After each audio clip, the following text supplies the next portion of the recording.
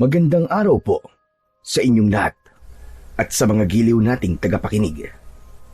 Nandito na naman po tayo sa paglalahad ng kwento ng isang batang sinubok ng katatagan at hamon sa buhay. Ang 10 taong gulang na bata na si Buboy ay lumaki sa pangangalaga ni Lolo Carding. Isang gabi, kung saan ay malakas ang bagyo, inutusan siya ng kanyang lolo na dalhin sa ligtas na lugar ang alaga nilang kalabaw na si Kongge. Ngunit nakakita siya ng naglalakad na bolang kidlat. Sa kanyang paglapit ay bigla siya nitong hinabol at kahit saan siya magpunta ay sinusundan siya nito.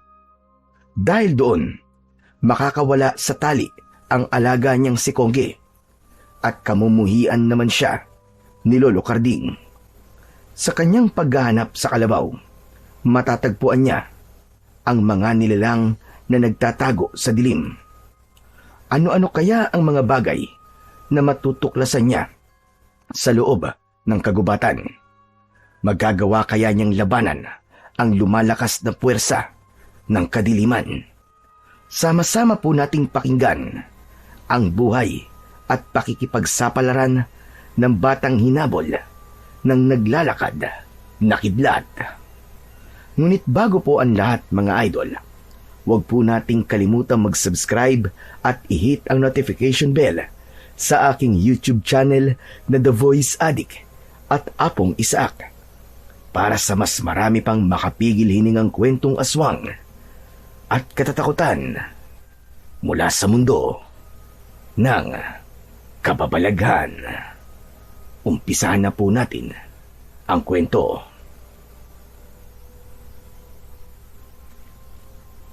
Pambihira! Diyos me yung batang ere! Abay, nandito ka pa rin. Hindi mo talaga susundin ang ipinag-uutos ko. Puntahan mo na ang kalabaw natin doon sa bukid. At baka tumaas ang tubig sa ilog. Umapaw na naman yun hanggang sa pinagtatalian natin ng kalabaw. Aba, maawa ka naman sa hayop mo, boy. Mababayaan mo bang malunod doon si Kongge? Aba, pambihira ka talaga bata ka, oo. Ang hirap-hirap mong utusan. Paano, Lolo Carding? Natatakot po kasi ako sa kidlat at kulog eh. Bakit naman po kung kailan kasi umuulan at malakas ang hangin eh? Sa kanya pa po ako uutusan na pumunta sa bukid. Maawa rin naman po kayo sa akin. Aba, pambihira ka talaga bata ka, oo. Hindi mo ba alam na may bagyo tayo ngayon? Abay, ilang oras lang maaaring umapaw na ang tubig sa ilog dahil sa malakas na ulan. Bakit kung mainit ba ang panahon ay uutusan kitang kunin si Kongge sa bukid?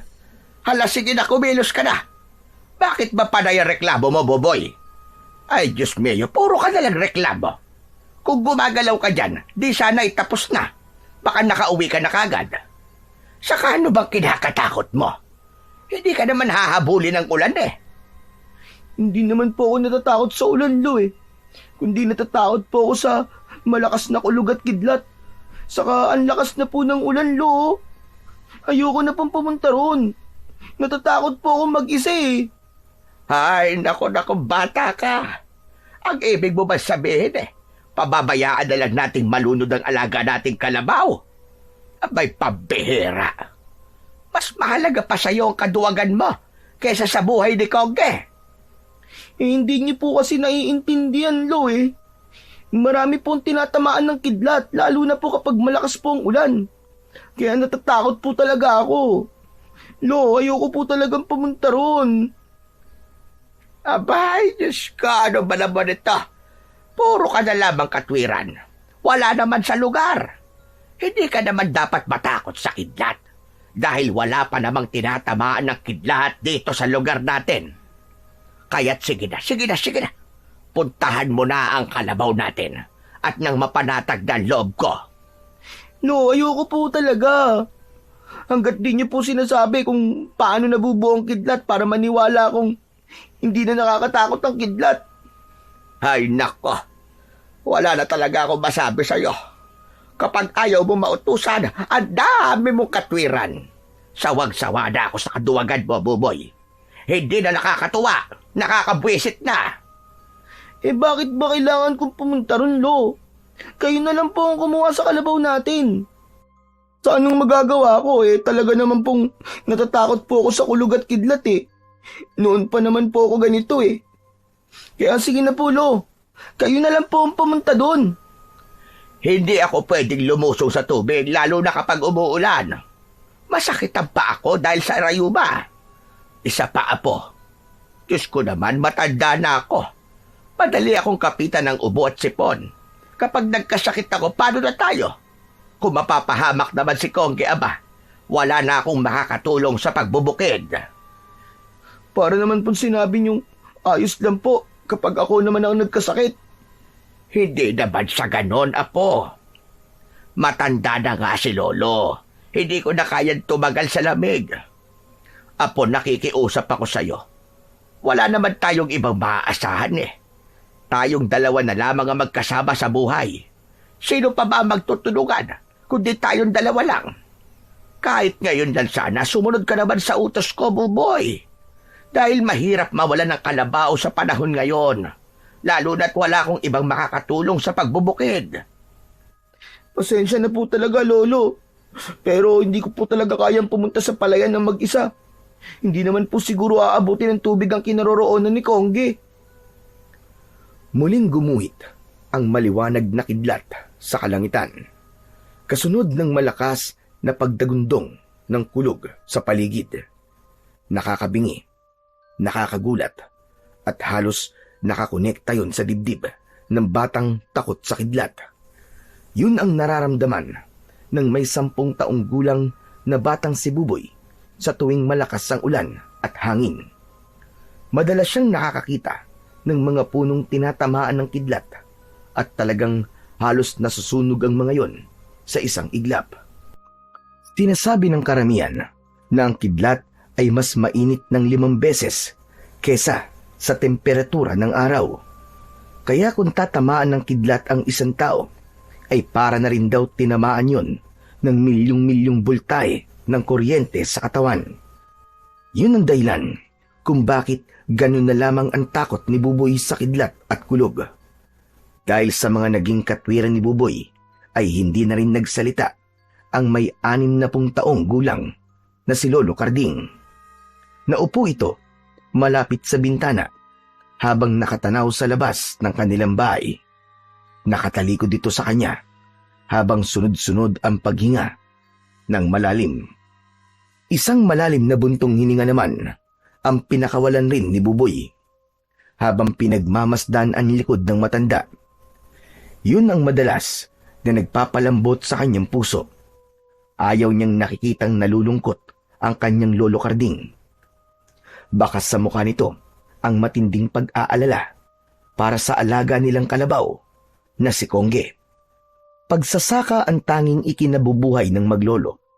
Nakikisaka lamang sila sa lupain ni Kapitan Roman. Kaya naman, ang kanilang kinikita sa pag-aani ng palay ay kalahati lamang ang napupunta sa kanila. Ngunit sapat na yun para matugunan ang pangangailangan nilang dalawa sa loob ng 3 buwan. Ang liblib na baryo ng Sandante ay baryong kinatatakutan na puntahan ng mga tao dahil yun sa madalas na paglitaw ng isang misteryosong bolang kidlat o ball lightning sa Ingles. Ang baryo ay sinasabing daanan ng bagyo, kaya kadalasan ay paiba-iba ang klima sa lugar na yon. Idagdag pa, ang balitang dinadaanan din daw ito ng masasamang elementong nais tumawid sa kabilang baryo para magasik ng lagim. Sila ang mga aswang nakiwig na nambibiktima sa mga tao at pumapatay sa mga kalabaw para maging pagkain sa gabi. Ay nako, hindi ko na talaga alam kung anong gagawin sa'yo, Buboy. Ikaw na lamang palagi ang nasusunod. Mahirap talagang umasa sa taon duwag at hindi marunong makiramdam. Kung buhay sana ang iyong ama, hindi niya matitiis si Kongge. Pupuntahan niya ito kahit harangan man siya ng sibat. Ayan na naman po kayo, Lo eh. Sa mga paganyan-ganyan nyo eh. Palibasa, alam nyo pong hindi ko kayo matitiis. Kaya dinadaan nyo po ako sa mga salita nyo pong ganyan. Lo, kahit naman po sino eh. Matatakot kapag ganyan ng panahon. Tignan nyo nga oh. Kung minsan naiisip ko po na hindi naman nyo ako totoong mahal. Dahil hindi naman po kayo nag-aalala sa akin. Palagi na lamang po nyong nababanggit si tatay. Eh kahit kailan naman po, hindi na siya mabubuhay eh. Magkasama na po sila ni nanay sa langit ngayon. Kaya naman po, huwag niyo na pong babanggitin si tatay. Nananahimik na po ang kaluluwa nila eh. Ikaw ang pinag-uusapan natin dito, Buboy, hindi ang tatay mo. Kaya ako lang naman nabanggit ang tatay mo. Dahil ibang-iba ang ugali ng tatay mo kumpara sa'yo. Siyempre naman po, Lo. Anak lang naman po ako ni tatay eh. Magkaiba po talaga kami. Sinasabi ko lang naman po na parang mas mahalaga po sa inyo si Kongge kaysa po sa akin. Kaya pakiramdam ko po eh, hindi niyo po ako mahal. Apat pinagdududahan mo pa ang pagmamahal ko sa'yo, ha, Buboy? Sa kabila ng katigasan ng ulo mo, ikaw palagi ang inuuna ko. Ako ang hindi mo mahal, Buboy. Dahil kahit nakikiusap na ako sa'yo, ay hindi ka pa rin sumusunod sa ipinag-uutos ko. Parang hindi ka nag-aalala sa kalagayan ko. Ang hirap talaga magkaroon ng apo na duwag. Paano pa kung totoong nasa panganib na tayo? Hindi mo siguro ako ililigtas. Kung ako naman kaya ang nasa kalagayan ni Kongge, ay pababayaan mo rin akong abutan ng pagtaas ng tubig at hahayaan na lamang na malunod at mamatay. Aba, hindi naman po mangyayari yun, Lo eh. Hindi naman po kayo kalabaw eh. Iba naman po ang tao sa hayop. Ay, ano ba yan? Sige na nga po. Kung talagang mapilit kayo eh, pupunta na po ako sa bukid. Pabayaan ko na lang pong tamaan ako ng kidlat. Bahala na. Hay nako, Buboy. Kung napipilitan ka lang na sumunod sa utos ko, ay wag na. Wag ka na pumunta. Mamaya eh, meron pang mangyaring masama sa'yo ron. Tapos eh, ako pa sisihin mo. Hindi po, bahala na. Ayos lang po ako. Di bali na lang pong may mangyaring masama sa akin. Ang mahalaga, maialis ko lang po si Kongge sa bukid. Lumapit ang napipilitang si Buboy sa nakabukas na pintuan ng kanilang bahay. Mula sa loob ay tanaw niya ang kumikislap na kidlat kasabay ng malakas na kulog. Malakas din ng ulan at sumisipol ang hangin. 5:00 pa lamang yun ng hapon, ngunit madilim na ang paligid. Kinuha niya ang kanilang lumang gasera na nakasabit sa dingding. Pagkatapos ay dinampot niya ang malapad na daw ng anaw. Yun ang magsisilbing pandong niya laban sa malakas na ulan. Ilang minuto pa ang hinintay ni Buboy. Umasa siya. Napipigilan siya ni Lolo Carding. Ngunit hindi niya narinig na nagsalita ulit ito. Bago iniakbang ang kanyang mga paa, ay isa munang malalim na buntong hininga ang pinakawalan niya. Pinaglalabanan niya ang takot sa madalas na pagguhit ng kidlat sa langit. Ilang sandali pa ay tumigil ang ulan. Pagkakataon na yon para umalis si Buboy papuntang bukid. Talsik ng putik at ilang patak ng ulan ang dumikit sa katawan ni Buboy. Tinahak niya ang madulas at makipot na tulay na gawa sa kawayan. Mataas na ang tubig sa ilog. Ilang dangkal na lamang ang agwat nito mula sa tulay na tinatawiran niya. Nanginginig ang kanyang tuhod sa pagtawid dahil hindi niya halos maaninaw ang daan. Nang makalampas siya sa tulay, ay nagsimula na siyang tumakbo. Walang sapin ang kanyang paa, kaya ramdam na ramdam niya ang tumutusok na mga tinik sa talampakan niya. Pagkalipas ng ilang minutong paglalakad, sa wakas ay narating niya ang kinaroroonan ng kanilang palayan. Subalit hindi niya makita ang pinagtalian ng kalabaw. Dismayadong nagpalingalinga si Buboy sa paligid. Isang malalim na hininga ang muling pinakawalan niya. Naglakad pa siya sa palibot ng palayan.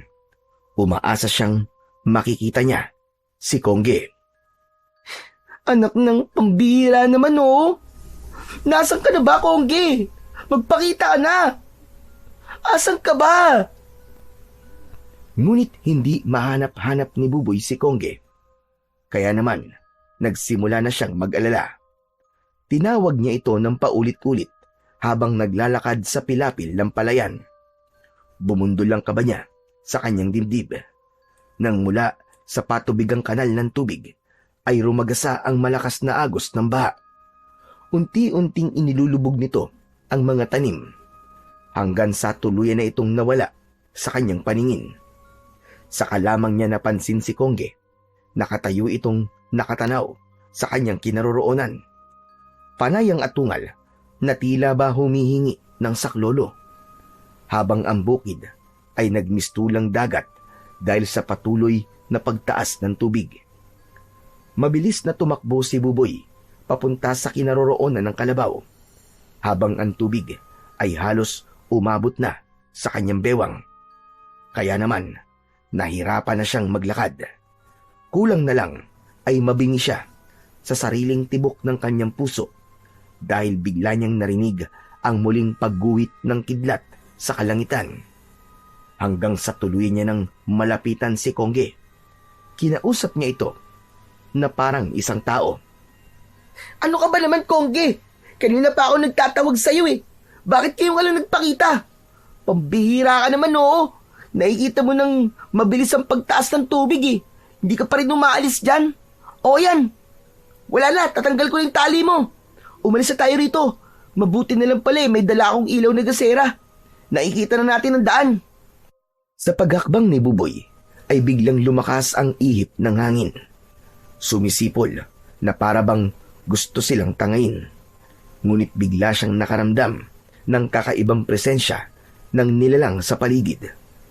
Bumundol ang kaba sa kanyang dibdib at napasulyap sa natitigilan na rin na kalabaw. Humuni ito ng malakas at panayang kamot sa tiyan gamit ang sungay nito.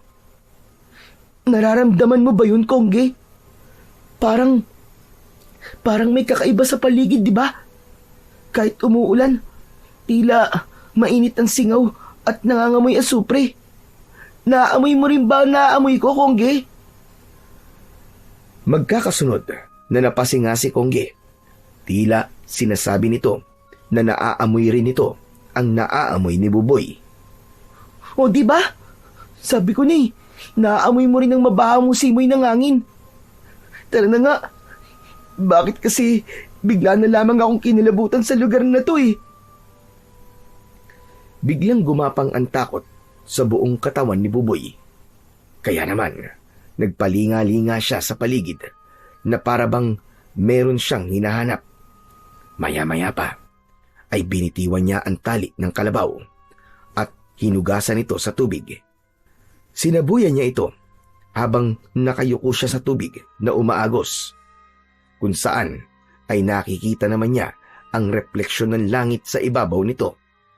Ngunit bigla siyang nakarinig ng naglalagablab na apoy. Kakaiba yun sa kanyang pandinig at hindi niya maipaliwanag kung anong uri ng tunog ang kanyang naririnig. Dahan-dahan siyang tumayo habang palakas ng palakas ang nililikhang ingay ng bagay na yon sa kanyang likuran. Nanginginig ang kanyang katawan. Saka mabilis na nilingon ang bagay na nagliliwanag sa kanyang tabi. Ganun na lamang ang panlalaki ng kanyang mga mata nang makita ang malabolang kidlat sa kanyang harapan. Umikot-ikot ito na parabang may nagtatalsikang kidlat mula sa bilog na yon. Natulala si Buboy at halos hindi siya makapagsalita. Tila ba isa itong tao na naglalaro sa ibabaw ng tubig, habang ang paglutang nito sa hangin ay parang unti-unting kumakalat at nabubuo muli sa sarili nitong hugis. Hindi na siya nakapag-isip dahil mabilis itong lumapit sa kanya. Dala ng takot ay agad siyang tumakbo sa pilapil ng palayan. Naiwan si Kongge na walang tigil sa pag-atungal. Yay! Tulong! Hinahabol ako ng kidlat! Tulong! Sa mabilis na paghakbang ni Buboy ay tila naninigas ang kanyang tuhod. Dahil yun sa malalim na putik at tubig na dinadaanan niya. Naluluwa na ang kanyang mga mata at punong-puno ng pagsisisi ang kanyang loob. Hindi sana siya nagpunta ng mag-isa sa palayan na yon. Idagdag pa na kahit saan siya magpunta, ay tila ba hinahabol siya ng bilog na kidlat. Dinig na dinig ni Buboy ang malakas na tunog na parabang nasusunog na kuryente. Kaya naman, hindi niya naiwasan ang hindi mapaiyak nang dahil sa labis na takot at pag-aalala. Tulong! Hinahabol ako ng kidlat! Tulungan niyo ako! Saklala! Sa muling paglingon ni Buboy sa gawi ng bolang kidlat, hindi ito humihiwalay sa kanyang likuran. Kahit saan siya magpunta, ay sinusundan siya nito. Hanggang sa unti-unti nang nararamdaman ni Buboy ang labis na pagod. Hindi siya tumigil. Ayaw pa niyang mamatay, kaya mas lalo niyang nilakihan at binilisan ang kanyang pagakbang. Ngunit ilang beses siyang nadadapa sa palayan. Nadurog rin niya ang iba nilang mga tanim na palay, hanggang sa tuluyang matalo si Buboy ng panghihina ng kanyang katawan. Kasunod ng muling pagguwit ng kidlat sa kalangitan, dumagundong naman ang kulog sa paligid. Wala nang nagawa si Buboy, kundi panoorin kung paanong unti-unting lumalapit sa kanyang kinaroroonan ang malabolang kidlat. Sumasayaw ito sa ibabaw ng tubig habang nakalutang sa hangin. Bigla itong bumangga sa kanyang katawan at naglaho sa kanyang paningin. Naramdaman niya ang pagsanib ng kulay asul na kidlat sa kanyang katawan. Sa isip ni Buboy ay yun na ang kanyang magiging katapusan. Mariin siyang napapikit at gumapang sa lupa. Umaasa siya na walang nangyaring masama sa kanya. Tulong! Tulungan niyo po ako! Para gawa niyo na! Lolo! Hinawakan ni Buboy ang kanyang buong katawan. Sinuri niya kung meron siyang sugat. Dala ng takot, napahagulgul siya ng iyak. Bigla niyang naisip na hindi siya namatay sa kidlat. Pinakiramdaman niya ang kanyang sarili. Naramdaman niyang masakit ang kurot niya. Tuluyan na ngang nagtaka si Buboy dahil hindi siya napahamak. Halos hindi siya makapaniwalang buhay pa rin siya pagkatapos tamaan ng bolang kidlat. Ang malakas na ulan at patuloy na pag-ihip ng hangin sa paligid ay muling tumigil. Naramdaman ni Buboy ang masasakit niyang katawan. Nakatingin siya sa langit habang nakatihayang nakahiga at nakadipa ang mga braso sa lupa. Nagsimulang mag-ingay ang mga palaka sa bukid. Bumaba na rin ang tubig sa palayan hanggang sa naging payapa na ang buong kapaligiran. Bumangon si Buboy. Paano siya haharap kay Lolo Carding nang ganun ang kanyang itsura? Nakadikit din ang mga putik sa kanyang ulo at mata lamang niya ang walang dumi. Nilinisan niya ang kanyang sarili, ngunit biglang gumuhit ang sakit sa kanyang dibdib. Napasalampak siya ng upo sa lupa. Bawat paggalaw niya ay tila lumilikhayo ng kuryenteng tunog sa kanyang pandinig. Inisip na lamang ni Buboy na baka dala lamang yon ng labis na takot niya kanina. Anong nangyayari sa akin? Bakit pakiramdam ko nasa loob ng katawan ko ang bolang kidlat na yun? Diyos ko, tulungan niyo po ako. Aba, teka! Nasaan kaya si Kongge? Tuluyang napabalikwas ng pagkakaupo si Buboy. Napatayo siya at hinanap ang kalabaw. Ngunit nagulat siya nang makitang nakatayo lamang ito at nakatingin sa kanya. Hindi ito umaalis sa kinaroroonan nito. Tila natulala sa nakitang pangyayari kay Buboy. Dahan-dahan niyang nilapitan ito habang hindi gumagalaw at hindi kumukurap ang mga mata. Nakaangat ang mukha nito habang panay ang pagsinga. Hindi nito inaalis ang tingin sa naglalakad na si Buboy. Habang naglalakad siya, ay napansin niya na tila nagtitilamsikan ng tubig sa kanyang paanan. Matagal niyang pinagmasdan ng tubig na parang kumukulo dahil sa init. Diyos ko, ano to? Bakit nagkakaganito ang paa ko? Iniangat ni Buboy ang kanyang paa sa tubig at nagmamadaling naglakad papalapit kay Kongge. Nakita niyang paatras na humakbang ang kalabaw. Pero dahil hindi pinansin ni Buboy ang nangyayari sa kanyang sarili, inakala niyang tatakas ang kalabaw. Kaya naman, mabilis niya itong hinabol at hinawakan sa buntot.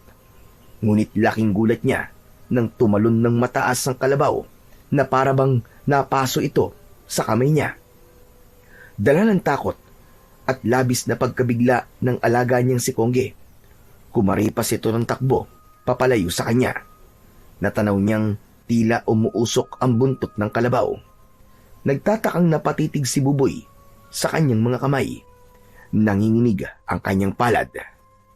Muli siyang napasulyap sa tumatakbong kalabaw. Diyos ko, ano ba to? Ano ba to nangyayari sa akin? Kagagawan ba to ng bolang kidlat na yun? Diyos ko, ano pag gagawin ko? Hindi to maaari! Inilinga ni Buboy ang kanyang paningin sa paligid. Hindi niya alam ang kanyang gagawin ng mga sandaling yon. Mabuti na lamang at sumilip na ang buwan sa ulap at lumiwanag ang kanyang paligid. Malinaw niyang naaninaw ang lugar kung saan siya naroroon. Sinulyapan niya ang kanyang lumang gasera. Nasa lupa na ito at nakatumba. Agad niya yung kinuha, saka muling tumingin sa gawi ni Kongge. Ngunit wala na ang alaga niyang kalabaw. Halos mabingi siya sa kaba nang maisip na wala na siyang kasama. Bigla siyang nanigas sa kinatatayuan nang makarinig siya ng sitsit sa kanyang likuran. Diyos ko naman po! Tama na po! Ano na naman po ba ang huling naririnig ko? Ayoko na! Ngunit hindi pa rin matiis ni Buboy na hindi tignan ang nilalang na sumisitsit. Kaya ganun na lamang ang panlalaki ng kanyang mga mata nang makita ang nakatayong ahas na kobra. Kasing lapad ng palad niya ang leeg nito, habang ang katawan ay nakakido na handa ng tumuklaw. Tama na! Maawa ka naman, Cobra, oh. Masakit na nga ang katawan ko eh. Iniwan pa ako ni Kongge. Kaya tama na! Ngunit hindi na natapos pa ni Buboy ang kanyang pagsasalita dahil bigla na lamang siyang tinuklaw ng ahas. Sakto ang pagtama ng ngipin nito sa palad niya. Nagulat siya sa pagkislap ng bibig at buong katawan ng kobra. Umusok ang buong katawan ng kobra at nang bumagsak ito sa lupa ay hindi siya makapaniwalang nangitim ang balat nito na parang uling. Mas lalong nag-alala si Buboy sa nangyayari sa kanyang mga kamay. Napaatras siya habang nanlalaki ang kanyang mga mata.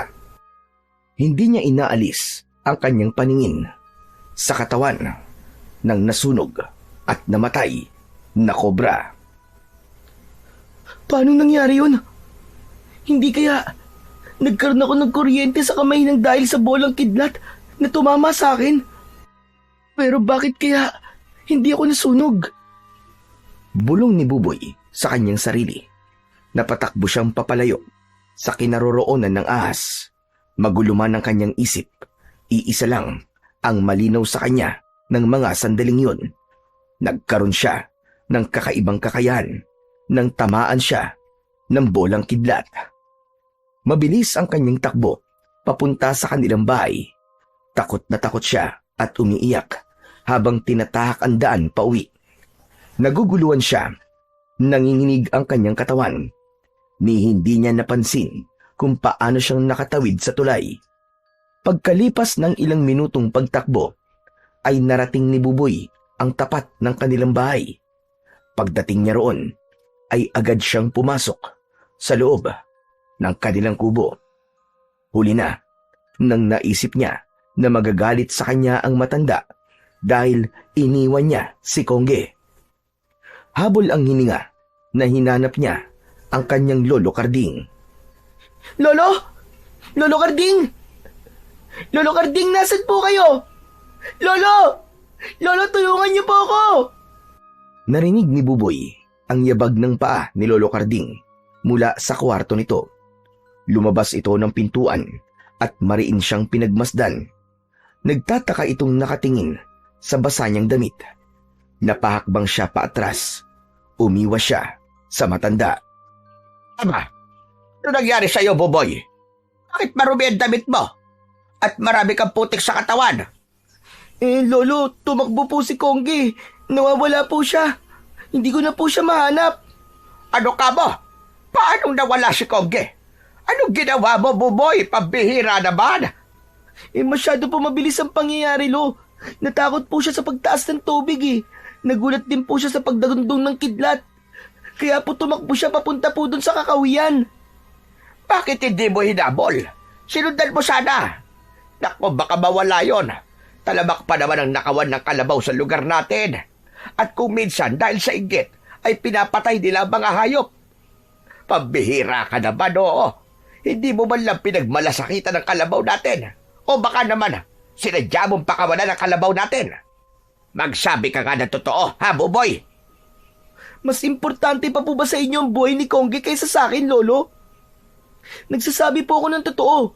Sinundan ko po siya. Pero masyado po mabilis ang kanyang takbo. Hindi ko po talaga siya naabutan, Lo. Maniwala naman po kayo sa akin. Hindi po ako nagsisinungaling sa inyo. Kailangan ni Buboy na magsinungaling para malaman ng matanda kung ano ang nangyari sa kanya sa palayan. Paano kitang paniniwalaan, Buboy? Sige nga, sa katigilan mo na ang pagkukumpara kay Kongge at sayo. Magkaiba kayo, pero pareho ko kayong pamilya. Sinabi ko na nga ba't yung pagrereklamo mo kanina ay merong kapalit? Pinabayaan mo ang kalabaw natin. Yun ang totoo. Wala ka talaga silbing utusan. Nagpaabot ka pa ng gabi para hindi ko mahalata ang kalokohan mo. Pagkasabi nun ni Lolo Karding, ay lumapit ito sa dingding. Kinuha nito ang salakot na sombrero. Teka, sandali lang po, Lo. Saan po kayo pupunta? Saan pa ba ako pupunta, ha, Buboy? Di hahanapin ko si Kongge dahil kahit kailan, hindi niya ako pinabayaan sa pagtatrabaho. Tinutulungan niya akong mapagaan ang gawain ko. Kaya hindi ko siya pwedeng pabayaan. Hahanapin ko siya. Pero Lo, gabing-gabi na po. Baka po mapahamak kayo. Huwag na po kayong umalis. Hindi pwedeng hayaan ko magpagala-gala sa labas si Kongge. Masyadong delikado para sa kanya. Kaya kung totoong nagmamalasakit ka sa akin, sana man lang hinanap mo siya. Lolo, kalabaw lang po si Kongge. Buhay niyo po ang nakataya kung sakaling mapahamak po kayo. Talaga po bang hindi mahalaga sa inyo ang buhay niyo? Mahalaga sa akin ang buhay ko, Buboy. Pero mahalaga rin sa akin si Kongge. Kahit ikaw, kapag nawala ka, hindi kita susukuan. Hahanapin din kita. Yun ang tinatawag na pamilya. Kaya wag mo kong pipigilan. Dahil sa oras na mapahamak si Kongge, ikaw ang mananagot sa akin. Tandaan mo yan. Hindi na napigilan ni Buboy na umalis ang matanda. Natanaw na lamang niya itong tumakbo sa madilim na bahagi ng daan. Wala itong dalang ilaw at wala ring dalang itak na panlaban sa mga mababangis na hayop na makakasalubong nito sa gubat. Napuno ng takot at pag-aalala ang dibdib ni Buboy. Gusto man niyang pigilan si Lolo Karding, subalit natatakot siyang mahawakan sa kamay ang matanda. Nag-aalala siyang baka mangyari din dito ang nangyari sa ahas kanina. Kaya muling pumatak ang luha sa kanyang mga mata.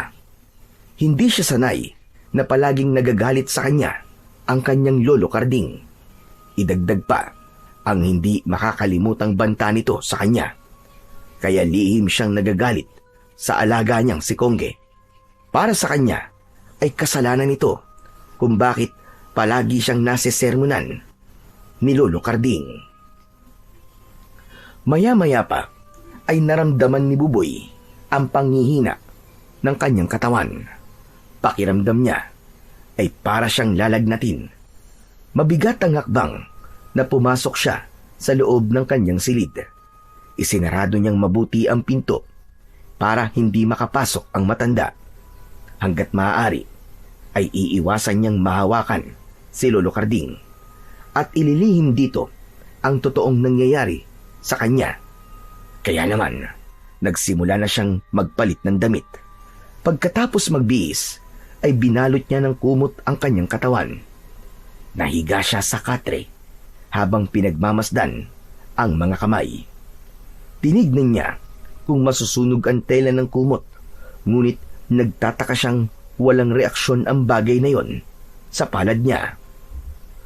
Kung ganun, sa mga may buhay ka lang nagkakaroon ng reaksyon? Ano kaya ang nangyayari sa akin? Bakit kaya nagkakaganito ang mga kamay ko? Matagal na pinagmasdan ni Buboy ang kanyang mga palad. Ngunit pagkalipas ng ilang minuto, habang hindi pa dinadalaw ng antok si Buboy, bumalandra ang pinto sa kanilang balkonahe. Tila ba may pumasok na isang malakas na nilalang. Bumilis ang tibok ng kanyang puso at pinakiramdaman ang ingay sa labas ng kanyang silid. Maya-maya pa ay narinig niya ang malakas na boses ni Lolo Carding. Galit na galit ito na pilit binubuksan ang nakasaradong pintuan ni Buboy. Mabilis siyang napatayo sa kanyang katre at maingat na hinarangan ang kanyang pinto upang hindi makapasok ang matanda. Buboy! Buksan mo ang pinto! Talagang tatamaan ka sa akin na bata ka. Nasaan si Kongge? Saan mo siya dinala? Lolo Carding, wala po akong alam sa sinasabi nyo. Talaga pong tumakbo siya sa bahagi ng kakahuyan. At hindi ko na po alam kung saan po siya nagpunta. Hindi ako naniniwala sa'yo. Siguro, iniligaw mo siya sa kakahuyan dahil matagal ka nang galit sa kalabaw ko. Lumabas ka rito, bata ka, mag-usap tayo. Kung hindi, sisirain ko tong pintuan mo. Sinasabi ko sa'yo, Buboy, tatamaan ka talaga sa akin. Punong-puno na ako sa'yo. Habang nagwawala si Lolo Carding sa labas ng silid ng bata, ay malakas din ang tibok ng puso ni Buboy. Takot na takot siyang baka makapasok ang matanda sa loob ng kanyang kwarto. Kaya halos mamula ang kanyang kamay sa pagtulak sa dingding ng pinto. Ngunit biglang lumitaw ang tila agresibong kuryente sa kanyang mga kamay. Lumilikha yun ng tunog na tila nasusunog na kuryente.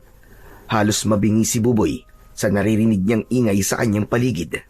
Maya-maya pa ay muling umalingaw-ngaw ang malakas na sigaw ni Lolo Carding. Sinasabi na buksan mo ang pinto na to, Buboy. Bakit ka ba nagsasara ng pintuan? Harapin mo ako. Halata talaga na may ginawa kang masama, lintik ka, bata ka. Dahil umiiwas ka. Sumagot ka. Huwag kang magkulong sa kwarto. Buksan mo ito. Wala po akong ginagawang mali, Lolo. Bakit po ba'y pinagpipilitan nyo na may ginawa po ako masama sa kalabaw natin? Ganyan na po ba kasama ang tingin nyo sa akin, Lo? Apo nyo po ba talaga ako? Hindi naman po kayo dating ganyan, ah. Kapag nagkakamali po ako, hindi po kayo nagagalit. Pinagsasabihan lamang po ninyo ako. Pero nang si Konggi na ang nawala, bigla po kayo nagkaganyan. Hindi ko na po kayo naiintindihan. Tila naramdaman ni Lolo Carding ang naluluhang boses ni Buboy, kaya bigla itong tumahimik sa labas ng kanyang kwarto. Ngunit hindi nagtagal, ay muli itong nagsalita. Merong himig na galit at pagsisisi. Alam mo ba kung bakit na mahal ko si Kongge? Itinuring ko siya na para kong tunay na anak. Dahil iniligtas niya tayo sa bingit ng kamatayan. Nang minsan na sinalakay tayo ng mga aswang na kiwig. Siya ang nasugatan. May damdamin siya na parang sa tao. Kaya nasisiguro kung sinaktan mo siya kaya kanya iniwan. O binugbog mo siya ng palo. Kaya siya umalis. Nag-aalala kung matsempuan siya ng mga gutom na aswang. Talagang hindi kita mapapatawad kung merong mangyaring masama sa kanya. Isang tahimik na paghikbi ang narinig ni Buboy mula sa labas ng kanyang kwarto. Tila ba may kutsilyong sumaksak sa kanyang dibdib nang marinig ang pagluha ng matanda. Yun ang kauna-unahang pagkakataon na umiyak si Lolo Carding. Kaya naman, naipangako niya sa kanyang sarili na bukas din ay hahanapin niya si Kongge. Alam niya na ngayon kung bakit gano'n na lamang ang pagmamahal ng lolo niya sa kalabaw na yon. Isang bagay na hindi niya naiintindihan sa una. Bumagsak ang luha sa mga mata ni Buboy habang nakatitig sa nagliliyab niyang mga kamay.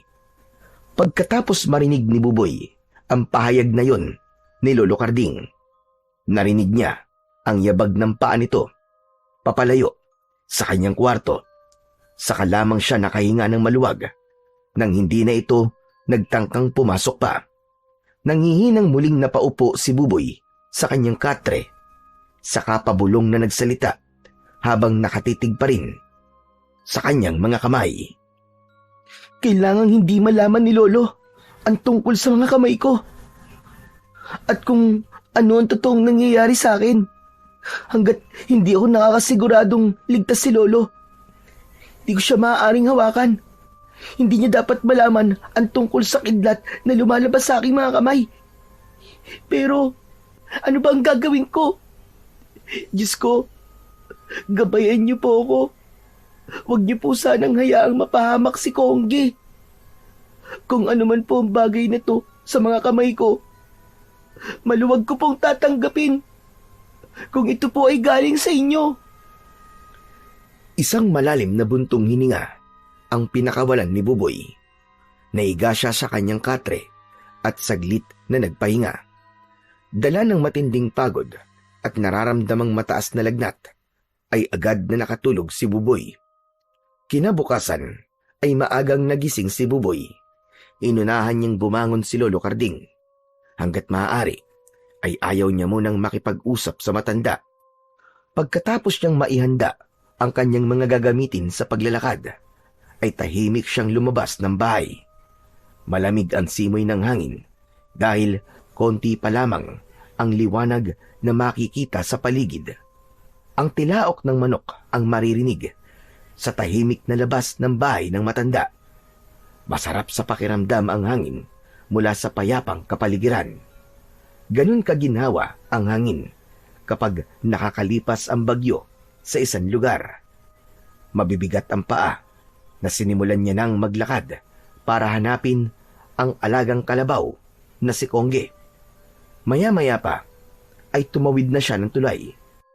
Kasunod ang pagtahak sa makipot na daan ng pilapil ng palayan. Pagsapit niya sa bukid ay nakita niya ang epekto ng bagyo sa kanilang palayan. Malungkot at punong-puno ng panghihinayang ang naramdaman ni Buboy ng mga sandaling yon. Naglakad siya hanggang sa pagpasok sa masukal na kagubatan. Tahimik niyang tinatahak ang daan habang walang tigil ang paglinga sa buong paligid. Umaasa siyang mahahanap at makikita niya ang kalabaw na si Kongge. Pagkalipas ng ilang minuto ay natanaw niya ang isang grupo ng mga tanod.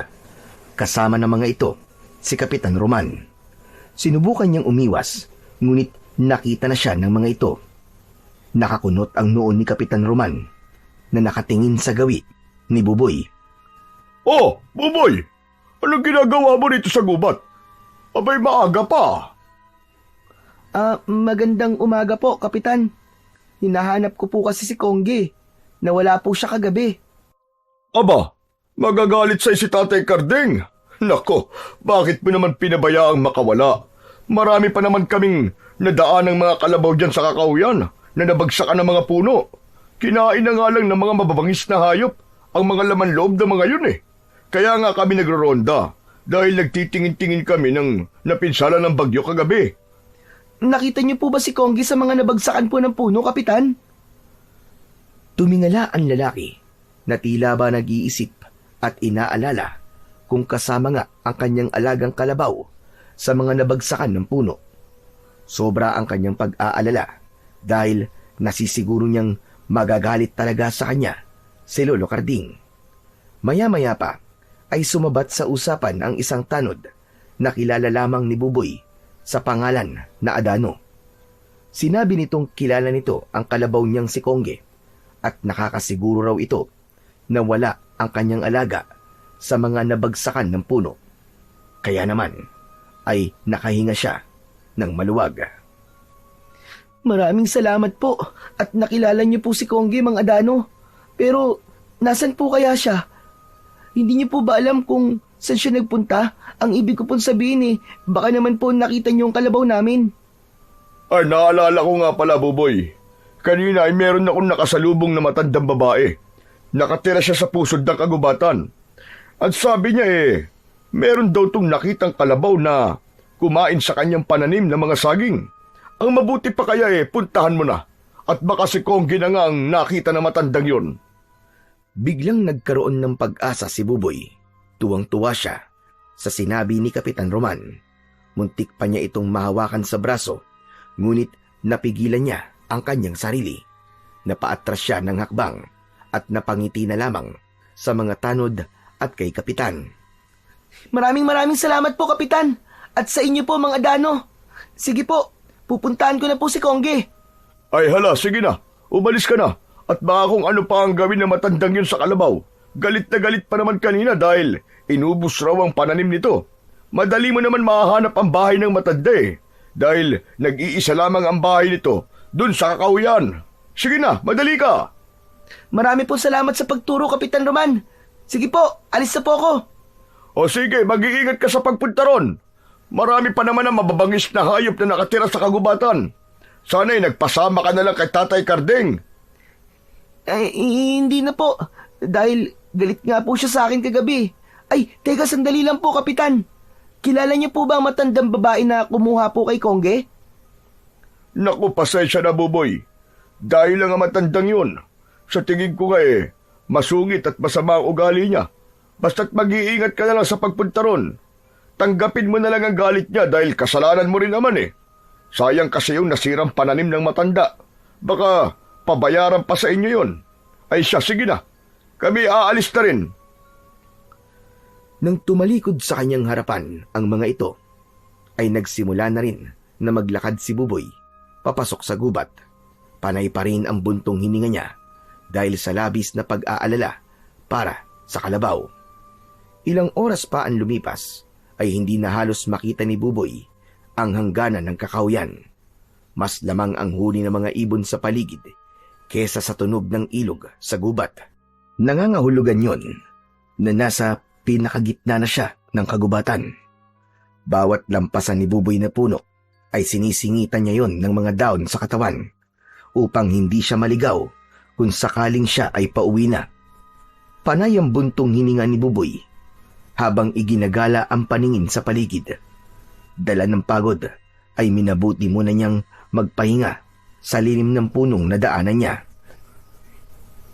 Uminom siya ng tubig at habol ang hiningang napatitig sa masukal na bahagi ng kagubatan. Napatingala siya sa itaas ng puno. Mataas na ang araw, ngunit dahil sa malagong daon ng mga puno, tila nagmistulang gabi pa rin ang loob ng kagubatan. Konti lang ang pumapasok na liwanag sa loob ng kakahuyan. Maya-maya pa ay meron siyang narinig na tila ngumunguya ng makunat na pagkain. Saan kaya nanggagaling ang tunog na yun? Teka, matignan nga. Baka si Kongge na yun Naramdaman ni Buboy na parang nasa kabila lamang ng puno ang ingay na kanyang naririnig. Maingat niyang inihakbang ang kanyang mga paa paikot sa puno. Habang papalapit siya sa pinanggagalingan ng tunog, ay palakas naman ng palakas ang pagmuya ng nilalang na lumalantak sa kinakain nito. Halos manigas ang kanyang katawan nang tumambad sa kanyang paningin ang apat na nilalang na magkasalong kumakain sa nakahigang kalabaw. Dilat ang mga mata, laylay ang dila ng hayop. Nang una ay akala talaga ni Buboy na si Kongge na ang nilalantakan ng hindi niya makilalang mga nilalang. Hindi niya makita ang muka ng mga hayop na kumakain sa laman loob ng kalabaw. Biglang naramdaman ni Buboy ang pagtunog ng kuryente sa kanyang kamay. Tila isang kidlat na gumuguhit sa kanyang palad. Muli siyang napatingin sa kinaroroonan ng mga nilalang na umaangil habang kumakain.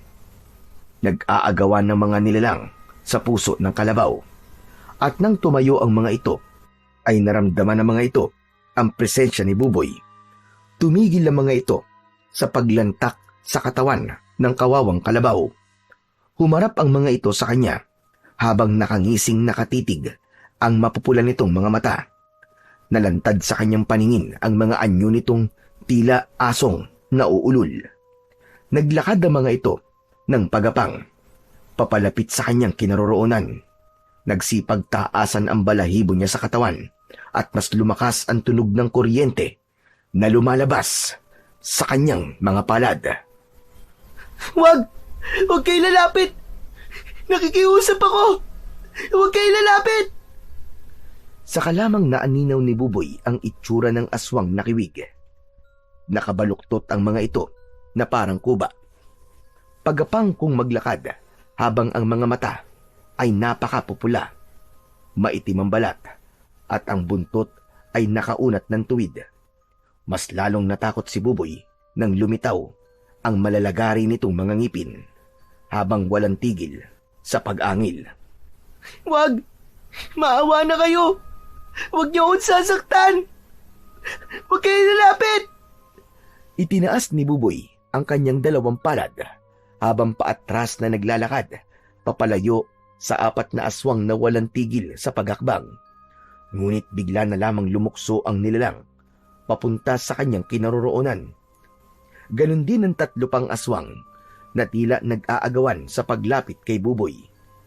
Mabilis ang pagpihit ng kanyang mga paa at tumakbo ng mabilis papalayo sa mga aswang na humahabol sa kanya. Wala nang pakialam si Buboy kung saan man siya mapunta. Ang mahalaga, makatakas siya sa mga aswang na kiwig. Tulong! Tulungan niyo ako! Saklolo! Umalingaw-ngaw ang sigaw ng paghingi ng tulong ni Buboy.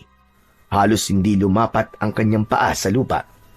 Saka lang din niya napansin na tila mabilis siyang tumakbo. Malayo na kagad ang agwat niya sa mga aswang. Ngunit biglang gumuhit ang malakas na kidlat sa kalangitan. Kasunod nun ang pagdagundong ng kulog sa paligid. Umihip ang malakas na hangin at bumuhos ang malalaking patak ng ulan. Napayuko si Buboy. Takot na takot siya sa kulog at kidlat. Kaya naman, sa pagtigil niya sa pagtakbo, ay huli na ang lahat para tumakas. Dahil napapalibutan na siya ng mga aswang. Kasabay ng walang tigil na pagkidlat, ay binalot na ng takot si Buboy. Lolo! Lolo, tulungan niyo po ako! Tulungan niyo po ako! Taklob ng dalawang palad ang dalawang tenga ni Buboy. Pumatak ang masaganang luha sa kanyang mga mata at inisip niya na yun na ang magiging katapusan niya. Nagsisisi siyang nagpunta ng mag-isa sa gubat na yun. Nanginginig ang buong katawan ni Buboy habang naririnig ang pag-angil ng mga aswang na kiwig sa kanyang paligid. Wag! Wag kayo lalapit! Parang awa niyo na! Wag kayo lalapit! Wag niyo akong sasaktan! Ngunit hindi nakinig ang mga aswang. Sabay-sabay ang mga ito na umatake sa kanyang kinaroroonan. Kaya naman, wala nang nagawa si Buboy kundi ang tanggapin ang pagkagat ng mga aswang sa kanyang katawan. Nakapikit siyang hinihintay ang pag-atake ng mga aswang sa kanya. Habang ang dalawa niyang kamay ay nakataas, naririnig niya ang tila tunog ng malakas na kuryente. Nang magmulat siya ng kanyang mga mata, ay nakita niya sa kanyang mga kamay ang maliwanag na kulay asul na bolang kidlat. Katulad yun ng kidlat na humabol sa kanya sa palayan. Nang muling pagmasdan ni Buboy ang mga nilalang, ay saka lamang niya napansin na sunog na ang mga ito. Lahat ay nagkulay itim ang katawan at magkakasabay na bumagsak sa lupa. Ang hugis bilog na kidlat sa kanyang mga kamay ay tila isang malakas na kapangyarihan na hindi mapapantayan ng kahit na anong klase ng agimat. kaya nagmistulang maliwanag na buwan ang loob ng kakawyan. Dahil sa naglalagablab na bolang kidlat sa kamay ni Buboy. Iwinaksi niya yon ng paulit-ulit, ngunit hindi yun matanggal sa kanyang palad. Ngunit naikuyom niya ang kanyang kamao, ay biglang naglaho ito sa kanyang mga kamay. Diyos ko! Grabe! Ang astig ng kamay ko! Napatay ko ang mga aswang! Natusta sila! Teka, hindi kaya ako magiging tagapagligtas ng mga tao laban sa mga aswang na to? Pero, bakit naman ako? Muling ibinuka ni Buboy ang nakakuyom niyang palad, ngunit hindi na lumabas ang bolang kidlat. Kung ganun pala, lumalabas lamang ang bolang kidlat sa kamay ko kapag may banta ng panganib sa buhay ko. Nang maintindiang lahat ni Buboy ang nangyayari sa kanya, ay unti-unti siyang nagkaroon ng lakas ng loob na mag-isang hanapin si Kongge. Kung ano ang nais ipahiwatig ng kidlat sa kanyang kamay, palatandaan yon na hindi niya kailangang matakot. Ilang beses na siyang iniligtas ng kidlat sa kanyang mga kamay laban sa mga aswang. Ngayon, alam na niyang meron siyang kapangyarihan. Matapang na niyang haharapin ng mga aswang na haharang sa kanyang daraanan, maging sa mga mababangis na hayop na magtatangka sa kanyang buhay. Muli niyang ipinagpatuloy ang kanyang paglalakad, kasunod ng pagnanais na makitang muli ang alagang kalabaw na si Kongge. Pero habang tinatahak niya ang daan papunta sa bahay ng matanda, ay biglang bumundol ang kaba sa kanyang dibdib. Parang may mali dahil bumabalik lamang siya sa kung saan siya nanggaling kanina. Sinubukan niyang maglakad ulit, ngunit lumipas na ang mahabang oras ay wala pa rin siyang nakikitang bahay ng matanda hanggang tuluyan ng dumilim ang paligid. Mabuti na lamang at kahit paano ay nagbaon siya ng lumang gasera na magagamit niya sa paglalakad at pagtanglaw sa kanyang dinaraanan. Kaya lang, ilang minuto lang ang itinagal ng ilaw dahil hindi niya napansin na natapon ng gas nito at nalagyan ng tubig ulan. Tuluyan ng tumila ang ulan at ang pumalit naman ay ang masakit na kisot ng niknik sa kakawyan. Kaya mas lalong nagngingit-ngit ang kalooban ni Buboy para kay Kapitan na nagturo sa kanya sa lugar na pinuntahan niya ngayon. Hindi siya makapaniwalang niloko siya ni Kapitan Roman. Bakit kaya ako niloko ni Kapitan Roman? Muntik ako mapahamak ng dahil sa kanila. Humanda sila. Makakarating talaga to kay Lolo Carding. Pagbabayaran nilang ginawa nilang panluloko sa akin. Dahil hindi natagpuan ni Buboy ang bahay na sinasabi ni Kapitan Roman, ay nagpasya na siyang umuwi. Nabigo siyang mahanap ang kanyang kalabaw. Idagdag pa ang mga nangyaring kakaiba sa kanya. Pagkalipas ng ilang oras, ay hating gabi nang nakarating sa bahay si Buboy. Isang malalim na buntong hininga ang pinakawalan niya bago siya tuluyang pumasok sa kanilang bahay. Ngunit nagulat siya sa malakas na boses ni Lolo Carding. Nakatayo ang matanda sa gitna ng mga upuan na gawa sa kawayan. Mukhang kanina pa siyang hinihintay ng matanda sa kanilang balkonahe. Hindi pwedeng mahawakan siya ng matanda, kaya nang humakbang ito papalapit sa kanya, ay napaatras siya. Subalit ang galit na boses ng matanda ay tagos sa kanyang dibdib. Nasaan na si Kongge? Bakit hindi mo siya kasama? Patawarin niyo po ako, Lolo. Talaga pong hindi ko na mahanap si Kongge. Maaga po akong umalis pero naubos lang po ang oras ko sa paghanap ng kalabaw. Hindi ka na sana umuwi. Habang tumatagal, mas lalo ako nasusura sa pagbubuka mo, bata ka. Pabihira ka. Kasalanan mo kung bakit nawala ang kalabaw ko. Ano? Paano po naging kasalanan ko, Lolo? Nakita man po ninyo ang ginagawa ko lahat para makita siya. Para maibalik ko po sa inyo. Bakit parang hindi po kayo naniniwala sa akin? Dahil naniniwala akong sinaktan mo siya. Kaya kanya iniwan at umalis siya. Hindi ko po sinaktan ng kalabaw. Para lumayo po siya sa akin. Alam niyo po bang muntik na ako mapahamak sa gubat habang hinahanap ko po siya?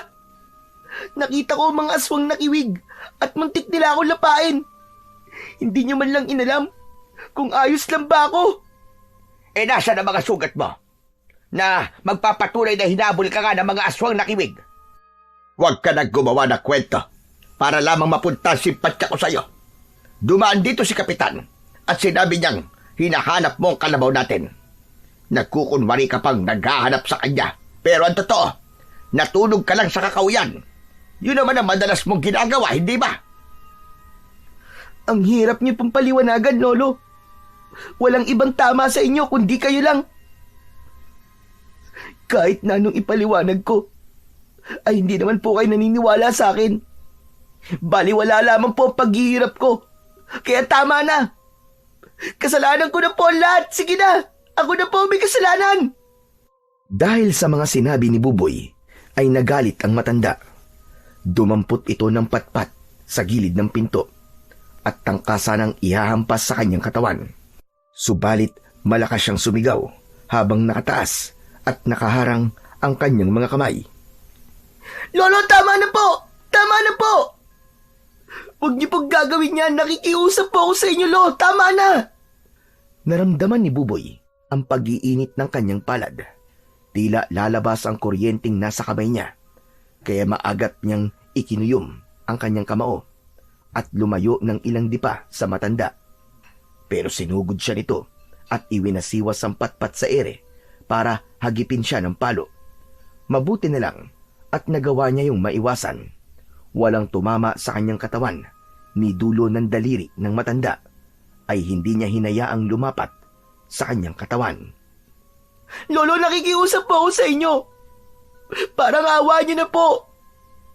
Huwag na wag po kayong hahawak at huwag niyo rin po akong papaluin. Mahal na mahal ko po kayo. Bakit niyo po ba ito ginagawa sa akin? Gaano po ba kalaki ang nagawa kong kasalanan? At kailangan niyo po akong saktan. Dahil matigas ang ulo mo. Hindi ko matanggap na lumaki ka ng ganyan. Sana hindi na lang kita binuhay. Kasalanan ko talaga. Kinuha pa kita para alagaan. Alam mong mahalaga sa akin ang kalabaw na yon. Pero bakit pinabayaan mo? Kahit na ano pong sabihin niyo, Lo, hindi ko pa rin po naiintindihan kung bakit sobra po ang pag-aalala niyo sa kalabaw na yon. Ang hayop po napapalitan pero ang tao, ako na apo niyo. Kahit na kailan ay walang kapalit. Nag-iisa lang po ako. Saka, bakit po ba pinagsisisihan yung inilagaan niyo ako? Apo niyo po ba talaga ako? Tila natigilan ang matanda dahil sa tanong ni Buboy. Ngunit agad din na nakabawi at nagwala sa loob ng sala. Naiiyak na pinapanood ni Buboy kung paanong sinira ng matanda ang mga bangko. May ilang piraso pa ng kahoy na natanggal at tumama sa binti ni Buboy. Bumulwak ang dugo sa kanyang binti, ngunit nagulat siya nang makitang naghilom kagad yun. Agad niyang pinunasan ng dugong umaagos sa kanyang binti. Habang nagwawala pa rin si Lolo Carding. Lolo, tama na po. Sige po, kasalanan ko na po. Patawarin niyo po ako. Hanapin ko po si Kongge. Patawad po talaga, tama na po. Napasalampak ng upo sa sahig si Lolo Carding at napahagulgul ng iyak habang pinupunasan ang mga dugong umaagos sa kamay nito. Pinagmamasdan ni Buboy si Lolo Carding. Para bang may naramdaman siyang bigat sa dibdib nito. Punong-puno ng emosyon na tila pagod na ito sa buhay. Walang tigil sa pagtaas at pagbaba ng balikat habang humahagulgul ng iyak. Narinig ni Buboy ang paos na boses ng matanda. Wala akong kasalanan. Pero naghihirap ako ng dahil sa'yo. Naalala ko ang sakit. Sa tuwing nakikita kita, nagdudusa ako sa kasalanang hindi ko naman ginawa. Pero kahit kailan, hindi ako binigyan ng pagkakataon para magpaliwanag. Diyos ko, hindi ko to kagustuhan. Bakit kailangan kong pagdaanan ito? Lolo, ano po ba sinasabi nyo? Bakit po ba kayo nagkakaganyan? Nagiging magagalitin na po kayo. Magmula po nang mawala si Kongge. Kasalanan mo to, Buboy. Pero sa tuwing sinisisi kita, nakikita ko ang sarili ko sa'yo. Tama na po, Lolo. Wala po akong naiintindihan sa mga sinasabi nyo. Balang araw, maiintindihan mo rin ang sinasabi ko. Kamumuhian mo ko at sisisihin sa kasalanang hindi ko naman ginawa. Nagkataon lamang na nandun ako. Wala akong alam. Diyos ko, pagod na ako. Kung minsan mas gusto ko na lamang na mamatay at hindi na magsikap para mabuhay.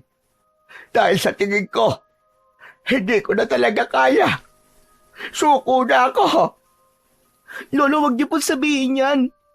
Patawarin niyo na po ako. Kung dahil sa akin nawala po ang kalabaw niyo. Tila libu-libong kutsilyo ang tumama sa puso ni Buboy nang marinig niya ang sinabi ng matanda. Ramdam na ramdam niya ang bigat ng pinagdadaanan nito. Gusto niya itong yakapin at sabihin na palagi lamang siyang nasa likod nito. Ngunit unti-unti nang lumalayo ang loob nito sa kanya. Nang dahil yon sa pagkawala ng alaga nilang kalabaw na si Kongge, biglang tumayo si Lolo Karding. Hindi inaasahan ni Buboy ang sumunod na ginawa ng matanda. Huli na para pigilan at iwasan itong mahawakan siya. Naramdaman ni Buboy ang palad ng matanda sa kanyang balikat. Nakita niya ang pagkislap ng liwanag sa kanyang balat. Ganon din ang paglitaw ng kidlat sa kamay ni Buboy. Tumalsik si Lolo Karding at bumagsak ito sa sahig, malapit sa may pintuan. Binalot ng takot at pag-aalala ang anyo ni Buboy. Hindi siya makalapit sa matanda. Napansin niyang napaso ang kamay ng matanda nang mahawakan siya. Lolo! Diyos ko! Hindi ko po sinasadya! Patawarin niyo po ako! Hindi kagad nakabangon si Lolo Karding. Hindi niya ito malapitan para alalayang makaupo dahil takot na takot siyang masaktan ulit ito. Rinig na rinig pa rin ni Buboy ang tunog ng tila na susunog na kuryente sa kanyang palad. Biglang lumitaw ang kulay asul na liwanag sa malabolang kidlat sa kanyang kamay. Nanlalaki ang mga mata ni Lolo Karding. Gulat na gulat itong napatayo at napatingin sa muka ni Buboy. Sumiksik ito sa dingding na tila biglang natakot sa kanyang mga kamay. Anong ibig sabihin ng liwanag na yan, Buboy? Bakit merong bolang kidlat sa kamay mo? Hindi ko nga po alam, Lolo, kung ano po ito. Basta na lang po ako nagkaroon ng ganitong kuryente sa kamay nang tamaan po ako ng hugis bilog na kidlat. Anong sabi mo? Lo, aaminin ko na po. Ito po ang dahilan kung bakit tumakbo po papalayo sa akin si Kongge. Patawarin niyo po ako, Lo. Binala ko pong ilihim sa inyo ang nangyayari sa akin. Nang dahil po sa kakayahan kong to, napatay ko po ang mga aswang na kiwig na umatake po sa akin dun sa kagubatan. Lo, hindi ko na po alam ang gagawin ko. Tulungan niyo po ako. Hindi nakatanggap ng tugon si Buboy mula kay Lolo Karding na natulala sa liwanag na nakikita sa kanyang mga kamay. Ikinuyom ni Buboy ang kanyang kamao at naglaho ng tuluyan ang liwanag sa kanyang palad. Ngunit si Lolo Karding ay bumakas sa muka ang matinding takot at pag-aalala. Humakbang ang matanda patras habang hindi inaalis ang paningin sa muka ni Buboy. Lumayas ka! Isa kang banta sa buhay ko! Buntik mo na ako mapatay! Isa kang halimaw! Tila paulit-ulit na narinig ni Buboy ang mga salitang binitiwan ng matanda para sa kanya. Pumatak ang masaganang luha sa kanyang mga mata. Bumakas ang galit sa kanyang muka. Hindi po ako halimaw! Hindi po ako halimaw! Dala ng bugso ng damdamin, kahit madilim ang paligid, ay tumakbo palabas ng bahay si Buboy. Parang pinipiga ang puso niya sa masasakit na salitang narinig mula sa kanyang lolo. Akala niya tutulungan siya nito, pero nagkamali siya. Walang tatanggap sa kanya dahil sa kidlat na nasa katawan niya. Habang tinatahak ni Buboy ang daan papunta sa kakawyan, tila nagkaroon ng kulay asul na liwanag ang buo niyang katawan. Maliraw rin niyang nakikita ang daan. Pati ang pilapil sa palayan ay halos masira sa bigat ng hakbang ng kanyang mga paa. Patuloy siyang sumisigaw na hindi siya halimaw. Galit na galit siya. Pakiramdam niya, para na siyang bolang kidlat na tumatakbo na walang tiyak na patutunguhan.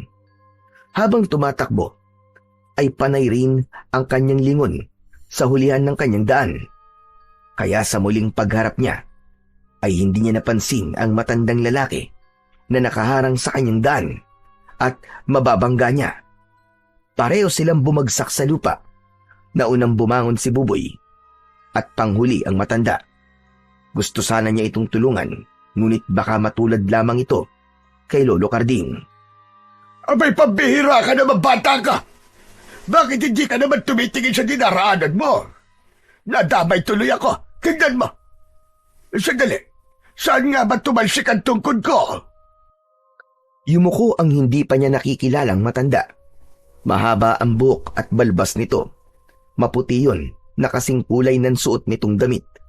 Kakaiba ang matanda na parabang nagliliwanag ito sa kanyang paningin. Ngunit humingi pa rin siya ng pasensya sa matandang lalaki. Mabilis niyang pinunasan ng luha sa kanyang mga mata bago humarap sa matanda na abala pa rin sa pagtingin sa lupa. Hinahanap nito ang nawawalang tungkod. Mabuti na lang at hindi ito napahamak sa kidlat niya sa katawan. Agad na sumalubong sa kanyang pang-amoy ang tila mabangong amoy ng bulaklak na ilang-ilang. Nanggagaling ang samyo na yon sa damit ng matanda. Maya-maya pa ay nakita na nito ang tungkod at hinawakan ng mahigpit. Saka humarap sa kanya habang nakangiti. Pasensya na po kayo, Lolo. Hindi ko po kasi kayo napansin eh. Pasensya na po talaga. Paano mo ko mapapansin? Sa hulihan ka nakatingin. Wala namang humahabol sa'yo. Teka, sandali lang. Maupo ka nga muna sa tabi ko. Halika, dito tayo mag-usap. Lolo, ano naman pong pag-uusapan natin? Hindi ko naman po kayo kilala eh. Kailangan ba na magkakilala muna tayo bago mag-usap? Alam mo bang, ikaw talaga ang sadya ko rito, ha, Buboy? Teka, kilala niyo po ko? Paano pong ako ang sadya niyo? Lolo Dencio. Lolo Dencio ang itawag mo sa akin. Alam kong meron kang mabigat na pinagdadaanan. Hinahanap mong nawawala mong kalabaw. At dahil doon, hindi kayo magkasundo ng lolo mong si Carding, tama ba? Balang araw, maiintindihan mo rin ang mga pinagdadaanan niya kung bakit galit na galit siya sa'yo. Ngayon ko lang din naintindihan kung gaano kalaki ang nagawa kong pagkakamali sa kanya. Diyos ko naman, Lolo Dencio, tama na, pwede po ba? Ang gulo-gulo na po ng isip ko eh. Huwag niyo na pong dagdagan. Diretsahin niyo na nga lang po ako. Ayoko na pong mag-isip. Ang pagkakaroon mo ng kapangyarihang bolang kidlat ay isang pagtupad sa misyon. Nagulat si Buboy sa direktang pagsasabi ni Lolo Dencio tungkol sa kanyang kapangyarihan. Oh, pambihira. Ikaw naman ngayon ang hindi makapagsalita.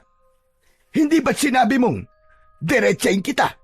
Bakit nakatayo ka lang dyan?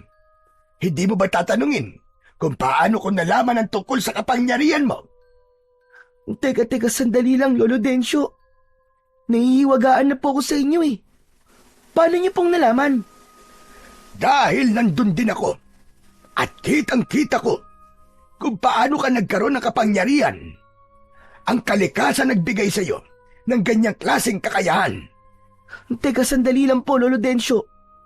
hindi pa rin po nagiging malinaw sa akin ang sinasabi niyong kapangyarihan eh. Ay, nakong batang ire. Ang kapangyarihang nasa palad mo ay ang pinakamalakas na sandata laban sa mga aswang na kiwig. Malapit na nilang masakop ang buong baryo.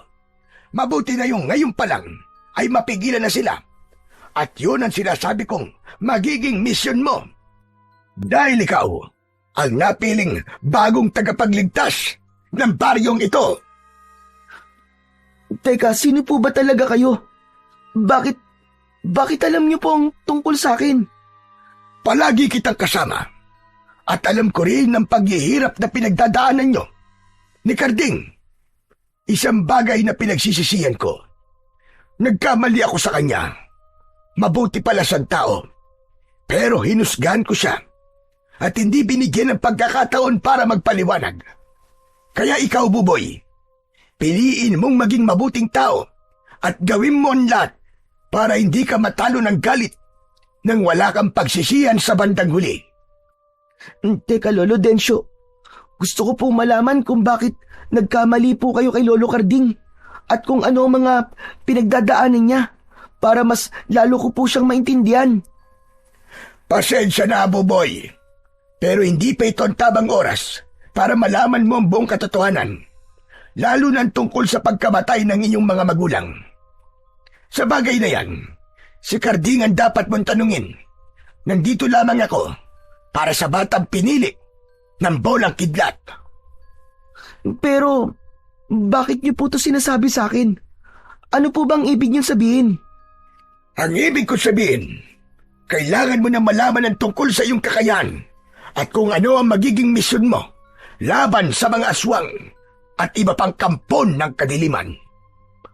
Pag-aralan mong kontrolin ang kapangyarihan mo para walang mapahamak na ibang tao. At ang tungkol naman sa kwento ng mga magulang mo, sinabi ko na, si Carding lamang ang may karapatang magpaliwanag sa iyo dahil ako man ay nagkamali rin ng paghusga sa pagkatao ng lolo mo. Sandali lang po, Lolo. Wala naman po akong interes sa mga ganyang kwento eh. Ang gusto ko pong malaman ay kung bakit ako po ang pinili bilang bagong tagapagligtas. Dahil sa kakaibang katangian ng katawan mo, ang ibig ko sabihin kahit tamaan ka ng kidlat, ay hindi ka magkakaroon ng malubhang pinsala. Dahil anak ka ng babaeng unang nagkaroon ng ganitong klase ng kapangyarihan. Nasa dugo mo nananalaytay ang tagapagbantay ng bolang kidlat. Kaya po ba, nang tinamaan po ako ng bolang kidlat hindi po ako nasaktan? Sa halip, nagkaroon pa po ako ng kapangyarihan na tulad ng sa kidlat. Pero, paano po ba nabubuo ang bolang kidlat? Sa kasamaang palad, ay walang malinaw na paliwanag kung paano ba nabubuo ang bolang kidlat. Ngunit ang mahalaga, magagamit mo ito para puksain ang mga aswang nakiwig.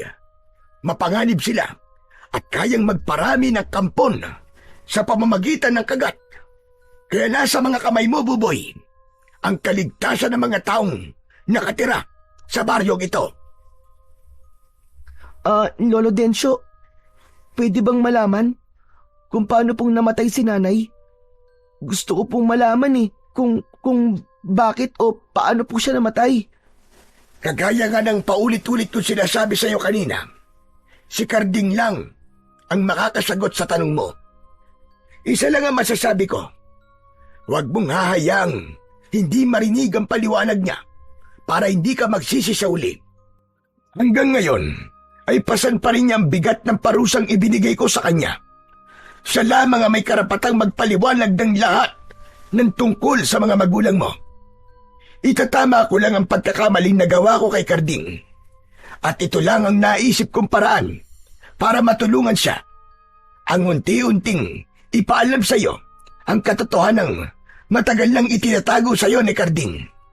Dahil ito lamang ang magagawa kong tulong para mabawasan ang lahat ng mga paghihirap niya.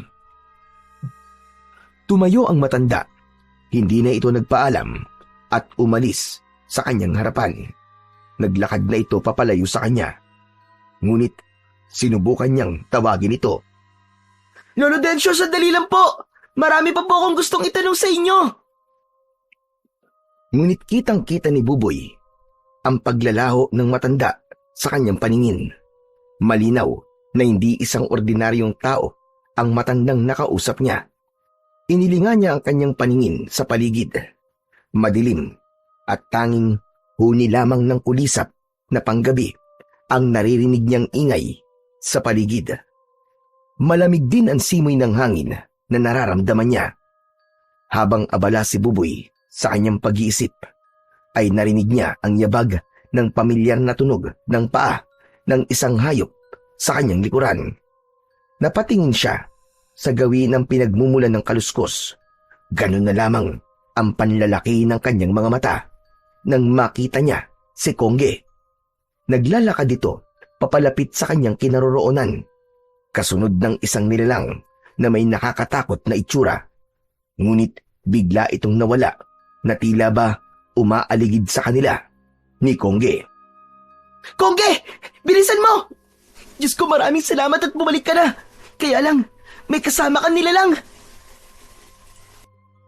Kala ni Buboy ay nag-iisa lamang ang aswang na nakita niya. Ngunit nagkamali siya. Hindi niya hinawakan si Kongge. Sa halip ay pumwesto siya sa unahan ng kalabaw. Natitiyak niyang balak ng mga aswang na atakihin ang kanyang alaga para kainin.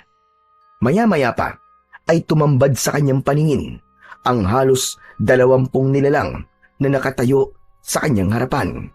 Umaangil ang mga ito na tila ba nagbabagang apoy ang mga mata. Isang malaking pagkakamali ang magpakita kayo sa akin. Ito na ang magiging katapusan nyo. Tutustahin ko kayo. Matapang na banta ni Buboy sa mga nilalang na nakatayo sa kanyang harapan. Umaangil ang mga ito na tila ba sabik sa laman ng tao at ginutom sa loob ng mahabang panahon. Tumutulo ang malapot nitong laway na may kasama pandugo, habang ang mga kuko sa daliri ay nakaturo sa lupa. Indikasyong handa na ang mga ito para umatake. Ngunit nang lumitaw ang malabolang kidlat sa kamay ni Buboy, biglang napaatras sa mga ito at biglang nagsalita ang pinuno ng mga aswang na kiwig. Kung ganun, ikaw pala ang pumatay sa mga tauhan ko. Magbabayad ka, bata ka. Ikaw na rin ang humukay sa libingan mo. Libingan nyo ang hinukay ko dahil kayo ang ibabaon ko. Matapang ka. Kung ganun, magpaunahan na lamang tayo sa pagpunta sa impyerno. Hindi ako maaaring magkamali. Kilala kita. Papatayin ko ang kaisa-isang taong mahalaga sa'yo. Bumundol ang kaba sa dibdib ni Buboy nang marinig niya ang sinabi ng pinuno ng mga aswang. Hindi niya hahayaang mapahamak ang kanyang lolo Karding. Si Buboy na mismo ang unang sumugod sa mga ito.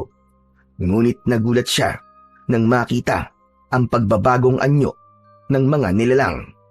Naging isang malaking pusa ang mga ito na halos kasinlaki ng tigre. Tila nagkaroon ng ideya si Buboy kung paano niyang gagamitin ang kanyang kapangyarihan. Mabilis niyang inipon ang kanyang lakas. Lumitaw ang malabolang kidlat sa kanyang palad. Naglalagablab yun dahil sa malakas na liwanag ng kuryente. Sa pagtulak niya sa hangin gamit ang palad, lumipad ang mga bolang kidlat. Sunod-sunod ang paglitaw ng mga bolang kidlat sa kanyang palad at pinuntirya ang mga kalaban. Kahit saan magpunta ang mga aswang, ay hinahabol ang mga ito ng lumulutang na bolang kidlat. Napuno ng maingay na tunog sa paligid mula sa nasusunog na katawan ng mga aswang. Biglang tinalon ng pinuno ng aswang si Buboy. Kinalmot siya nito sa dibdib, ngunit napaso ito at bumagsak sa lupa.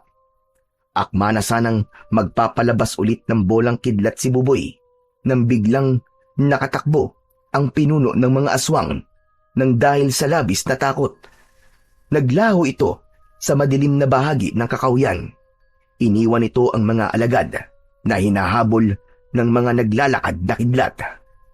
Pinanood ni Buboy kung paanong sumabog ang katawan ng mga aswang, kung saan ay sinusundan ng malabolang kidlat ang malalaking mga pusa hanggang ang mga ito ay masunog at mamatay. Ang iba naman ay sinusubukan tumakas at hinahabol pa rin ng pinakawalang kapangyarihan ni Buboy. Maglalaho lamang ang malabolang kidlat sa lugar na hindi na nararating ng kanyang paningin. At kapag naabutan ng kidlat ang mga aswang, ay lumilikhayo ng tunog na parang sakulog. Dahil sa ingay, nabulabog ang mga ibon sa itaas ng puno, hanggang sa napuno ng usok ang buong palayan dahil sa mga nasunog na katawan ng aswang na kiwig. Muling tinignan ni Buboy ang nakatayong si Kongge. Gusto niya itong hawakan, ngunit pinigilan niya ang kanyang sarili nang masiguradong wala na ang banta ng panganib sa kanyang paligid, ay nagpasya na silang umuwi. Masaya siyang naglakad pauwi sa kanilang bahay dahil sa wakas nakita niya na ang alagang kalabaw ng kanyang lolo na si Kongge. Nagtataka lamang siya kung saan nagpunta ang kalabaw at matagal itong nawala. Pagkalipas ng ilang minutong paglalakad, ay narating na rin niya sa wakas ang tapat ng kanilang bahay. Akma na sanang hahakbang papasok si Buboy nang tila may napansin siyang ilang patak ng dugo sa lupa. Kaya naman, bumundol ang kaba sa kanyang dibdib at iniwang nakatayo si Kongge sa labas ng kanilang bakuran. Naku, hindi maaari ito! Lolo Karding! Lolo Karding, nasan ka? Diyos ko, sana naman walang nangyaring masama sa kanya. Agad na hinanap ni Buboy ang matanda sa loob ng kanilang bahay. Diretso kagad siya sa kwarto ng matanda at naabutan niya itong nagpapalit ng damit. Maputik ang paa nito at may sugat sa braso. Lolo, ano po nangyari sa inyo? Sinundan kita kanina. Nag-alala ko sa iyo. Pasensya ka na, Apo, sa mga nasabi ko. Lolo, kasama ko na po si Kongge. Talaga? Totoo ba ang sinabi mo, Apo? Opo, kasama ko na po siya. Nasa labas po siya ng bahay natin. Dala ng labis na tuwa, ay mabilis na tumakbo si Lolo Karding sa labas ng kanilang bahay. Halos maluwa ang matanda nang makita ang alaga nitong kalabaw at pinakamamahal niyang si Kongge. Mahigpit nitong niyakap ang kalabaw. Saan ka ba nagpunta, ha, Kongge? Pinag-alala mo naman ako. Dahil sa muling pagbabalik ni Buboy sa kalabaw, nagbalik din ang sigla ni Lolo Karding. Hindi na ito malungkot, palaging masigla at masaya na itong nakikipag-usap sa kanya. Madalas itong naghahanda ng kanilang almusal at masayang pumupunta sa bukid kasama si Kongge. Pero kahit kailan ay hindi nila pinag-usapan ang tungkol sa kanyang kapangyarihan. Bagamat nalaman ito kung paano niya natalo ang mga aswang na umatake sa kanya, ay naramdaman naman niya na umiiwas ang matanda na magtanong siya. May mga sandali na gusto niyang magtanong kay Lolo Karding ng tungkol sa totoong nangyari sa kanyang ina. Subalit natatakot siyang baka malaman niya ang katotohanan, ay labis naman siyang masaktan. Sa ilang araw na lumipas, niyanig ng isang masamang balita ang buong baryo. Natagpuan ang maraming biktima ng aswang sa kakahuyan. Wakwak ang tiyan at nawawala ang lamang loob ng mga biktima. Walang patawad ang mga aswang nakiwig, maging ang kalabaw na alaga ng mga taong magsasaka ay hindi nakaligtas sa bagsik ng mga aswang na yon. Ngunit ang masama nito ay kay Buboy ibinibintang ang pagkamatay ng mga tao. Sa pangunguna ni Kapitan, sumugod ang taong bayan sa bahay ni Lolo Karding at Buboy. Dinig na dinig nila ang malakas na sigaw ng mga tao. Lumiwanag ang mga sulo sa madilim na paligid ng kanilang bakuran habang isinisigaw ang mga paratang sa kanila. Sinasabi ng mga ito na aswang silang dalawa ni Lolo Karding. Patayin ang mga aswang! Si Lolo Karding ang pumatay sa mga alaga niyong kalabaw. At aswang din ang apo niya. Sige, patayin ang mga yan! Walang katotohanan ng mga ibinibintang nyo sa amin ng apo ko, Kapitan. Bakit nyo ito ginagawa? Hala, sige. Magsilayas kayo sa loob ng aking bakuran. Hindi kami mga aswang. Hindi! Isa kang aswang, Tatay Karding. Nakita ka mismo ng mga tanod ko. Kaya wag ka nang tumanggi. Tila naramdaman ni Buboy ang bigat at pagkalito sa kilos ni Lolo Karding habang nakatingin ito sa nagkakagulong mga tao. Biglang sinugod ng taong bayan si Lolo Karding, habang si Buboy naman ay matapang na humarap sa mga tao. Nakakuyom ang kanyang palad upang pigilan ang paglabas ng kanyang kapangyarihan. Dahil sa kanyang mga pinagdaanan, napag-aralan na rin niya kung paanong kontrolin ang kidlat na lumalabas sa kanyang kamao. Habang kaya niya ring hawakan ang tao na gusto niyang hawakan nang hindi ito masasaktan at mapapasok sa kanyang katawan. Ngunit sa pagkakataong yun, kakaiba ang kanyang nararamdaman. Tila may mabigat na presensya siyang nararamdaman sa mga taong sumugod sa kanilang tahanan. Hindi makalapit ang mga tao na parabang alam ng mga ito ang tungkol sa kidlat na nasa katawan ni Buboy. Isang palatandaan na ang taong bayan na tumutugi sa kanila ay hindi mga ordinaryong tao, kundi mga aswang na kiwig na nagtatangka sa buhay ni Lolo Karding. Isang bagay na hindi niya maintindihan kung bakit gusto ng mga ito na patayin ang matanda. Huwag kayong lalapit sa lolo ko! Kung ayaw niyo masaktan, wala kayong patunay sa mga ibinibintang niyo sa amin. Lalong-lalo ka na, Kapitan! Hindi ko pa rin nakakalimutan ang ginawa niyo sa akin. Niligaw niyo ako sa kakauyan sa sinabi niyong pinagdalan kay Kongge. Akala mo ba, hindi ko malalaman kung bakit niyo yung ginawa? Para ipakain ako sa mga alagad niyo. Ano ka mo? Ano sinabi mo? Huwag na po kayo magmaang-maangan. Walang totoong tao rito. Dahil lahat po kayo ay aswang. Ginawa niyo po ito para makalapit sa amin ni Lolo. Hindi ba't kayo ang pinuno ng aswang na nagbanta sa buhay ng lolo ko? Kayo rin ang muntik na lumantak sa alaga kong kalabaw.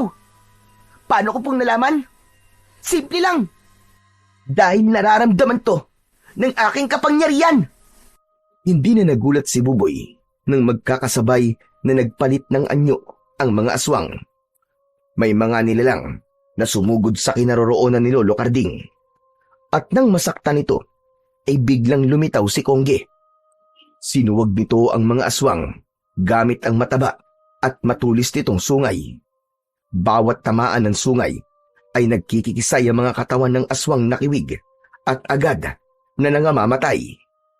Napasiksik si Lolo Karding sa pintuan habang nag-aalala sa kalagayan ng kanyang apo na si Buboy. Ngunit ang bata ay hindi natinag. Hinarap niya ang mga aswang at agad na nagpakawala ng malabolang kidlat sa kamay. Lumutang yun sa ere. Natakot ang mga aswang at kumaripas ng takbo palayo. Subalit hinabol ito ng hindi mabilang na bolang kidlat hanggang sa tuluyang maabutan at masunog ang mga ito. Nagtataka lamang si Buboy kung bakit ang nag-iisang bolang kidlat ay tila nakabantay kay Lolo Karding. Hindi gumagalaw ang matanda habang nakaharang ang kalabaw sa harapan nito na tila binibigyan pa ng proteksyon si Lolo Karding. Habang abala ang mga kalaban sa pagtakas, lumapit si Buboy sa kinaroroonan ng bolang kidlat na nakalutang lang sa ere. Ikinulong niya yon sa kanyang palad at nagtatakang napatitig sa muka ng nakasiksik na matanda sa pinto. Hindi ito makatingin ng diretsyo sa kanya. Magsasalita na sana si Buboy, subalit nagulat siya sa tumamang kalmot ng kuko sa kanyang likod. Pagharap niya ay isang malaking kulay itim na pusa ang tumambad sa kanyang paningin. Mapupula ang mga mata nito at napaso sa dugong dumikit sa kuko nito. Nakita ng kalaban kung paanong unti-unting nagsara ang sugat ni Buboy sa likod. Kung ganon, Tama nga ang hinala ko. Ikaw nga ang pinuno ng mga aswang nakiwig. Kayo rin ang totoong pumapatay sa mga hayop at nang bibiktima ng mga tao sa kakawyan. Nagkakamali ka. Hindi lang ako ang aswang na pumapatay sa mga kalabaw. Dahil marami akong alagad. Wala na silang lahat. Pagmasdan mo kung paano silang habulin na naglalakad na kidlat. Hindi nila matatakasan ang bolang kidlat ko. Bawat pagputok ng tila kulog sa paligid, isang buhay ng aswang ang nawawala.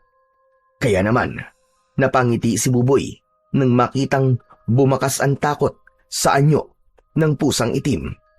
Nagbalik ito sa anyo ng pagiging aswang nakiwig at agad na umatake sa kanya ng isang suntok. Naiiwasan yun ni Buboy. Inipon niya ang lahat ng kanyang lakas. Nabuo sa pagitan ng dalawa niyang kamay ang kulay asul na liwanag. Lumalagatak ang tunog na tila nasusunog na kuryente. Kaya nang bitiwan niya ang bolang kidlat, tumama yun ng direkta sa katawan ni Kapitan Roman. Halos walang natira sa katawan nito. Sumama ang abo nito sa naglalagablab na kidlat at muling bumalik sa kamay ni Buboy. Itinuyom niya ang kanyang kamao. Sabay na naglaho ang liwanag nito. Natalo niya ang lahat ng mga aswang nakiwig, ngunit hindi ang katotohanang unti-unti niyang natutuklasan. Napuno ng katahimikan ang paligid at naluluwang hinarap ni Buboy si Lolo Carding. Matalim na tingin ang ipinukol niya sa matanda. Lolo Carding, umamin nga po kayo sa akin. Isa po ba kayo sa kanila? Isa rin po ba kayong aswang? Apo, magpapaliwanag ako. Hindi totoo ang sinasabi mo. Huwag na po kayo magkunwari. Hindi na kayo makakapagtago sa kapangyarihan ko. Nakita ko pong huminto ang bolang kidlat sa tapat nyo.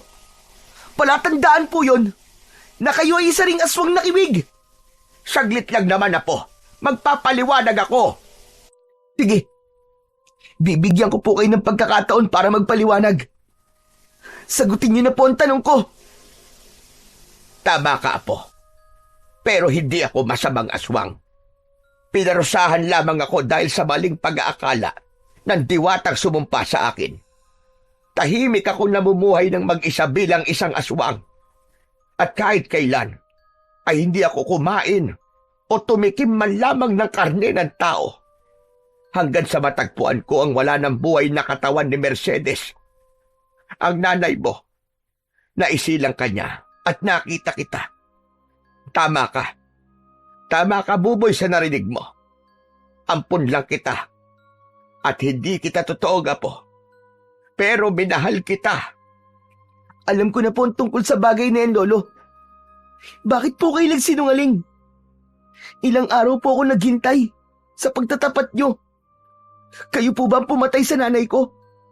Kaya ba kayo pinarusahan? Dahil kayo ang aswang na pumatay sa mga magulang ko? Hindi ko sila pinatay, Buboy. Nang dumating ako, patay na si Mercedes. Kinuha kita para iligtas. At dahil na rin sa madalas na pagpatay ko sa mga kalabaw noon, inisip ng diwata ng kalabaw na ako ang pumatay sa babaeng buntis. Pinarusahan niya ako at pinahirapan sa kasalanang hindi ko naman ginawa. Ang parusa ay magiging aswang ako sa oras na magkahiwalay kami ni Kongge. Dahil nakokontrol niya ang paglabas ng pagiging aswang ko. Hindi niya ako binigyan ng pagkakataong magpaliwanag. Basta na lamang niya akong pinarusahan. Kaya po ba ganun na lamang ang galit niyo sa akin? Nang mawala po si Kongge? Dahil nagiging aswang po kayo sa oras na wala siya sa pangangalaga niyo? At nang makita ko po kayo nagpalit ng damit habang may sugat kayo sa braso, palatandaan po ba yon na kayo ay nagpalit ng anyo bilang isang aswang? Sino po pumatay sa mga magulang ko? Kung hindi po kayo, sino? Walang maisagot si Lolo Carding sa tanong ng bata. Biglang lumiwanag ang paligid. Lumitaw yun sa katawan ni Kongge. Halos manlaki ang kanilang mga mata nang makita ang paglitaw ng isang matandang lalaki. Si Kongge at Lolo Densyo ay iisa. Si Lolo Densyo ang diwatang sumumpa at nagbigay ng parusa kay Lolo Karding. Hindi makapaniwala si Lolo Karding. Kaya pala kailangan nilang magsama dahil ito ang diwatang nagbigay ng parusa sa matanda. Lolo Densyo! Isa kayong diwata! Kayo po si Kongge! Kaya pala, alam niyo ang tungkol sa kapangyarihan ko.